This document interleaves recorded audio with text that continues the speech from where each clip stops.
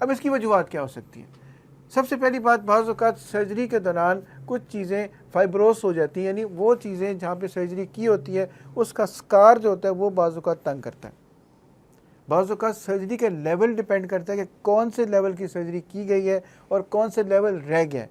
और बाज़ औक़ात 2 लेवल की चूँकि पेन हो रही होती है, वो पेन रेफर्ड पेन भी हो सकती है, किसी और जगह से भी आ सकती है। फिर इन्फेक्शन हो सकती है अगर हम एहतियात नहीं करेंगे, या सर्जरी में कोई कॉम्प्लिकेशन हो जाए तो इन्फेक्शन भी हो सकती है।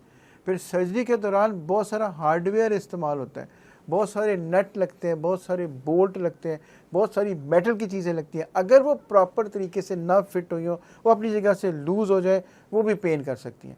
बाज़ औक़ात बंदा अपनी किसी गलती की वजह से, झटका लगने की वजह से, गिरने की वजह से उन तमाम की एंगुलेशन या उन तमाम नट बोल्ट्स को ठीक तरीके से उसकी एहतियात नहीं कर पाता, उससे भी दर्द शुरू हो जाती है। फिर जैसे आपको कहा कि सोजिश हो सकती है, किसी का वेट बढ़ जाए, किसी की ब्लड शुगर कंट्रोल में ना हो, ब्लड प्रेशर कंट्रोल में ना हो, बहुत सारी वजूहत हैं जो सर्जरी के बाद भी दर्द का बायस बन सकती है।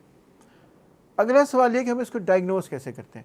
सबसे पहली चीज़ है कि फ़िज़िकल एग्जामिनेशन, हम पेशेंट का मुआयना करेंगे, ये चेक करेंगे जहाँ पे उसकी सर्जरी हुई थी वहाँ पे कोई पस की कलेक्शन तो नहीं है, वहाँ पे हाथ लगाने से दर्द ज़्यादा तो नहीं है, रंग लाल तो नहीं है, या इसके अलावा कोई और उसके दर्द कहीं और से तो नहीं आ रही।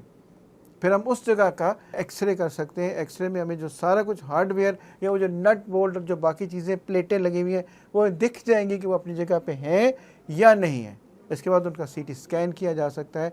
और अगर आप अपने डॉक्टर से ये पूछ लें कि जो चीज़ें उन्होंने इस्तेमाल की थी वो एमआरआई कंपेटेबल हैं तो हम उनका एमआरआई भी कर सकते हैं, ये डायग्नोज करने के लिए कि दर्द की वजह क्या हो सकती है। फिर हम कुछ ब्लड के टेस्ट कराते हैं इस बात को कंफर्म करने के लिए कि इनका ब्लड शुगर लेवल कंट्रोल में है कि नहीं, इस बात को चेक करने के लिए कि इनकी इन्फेक्शन कंट्रोल में है कि नहीं, क्योंकि ये तमाम चीज़ें ब्लड पे दिख सकती हैं, हम इनको डायग्नोज कर सकते हैं, चाहे वो CRP लेवल हो, चाहे वो CBC हो, चाहे वो प्लेटलेट्स हो या WBCs हो।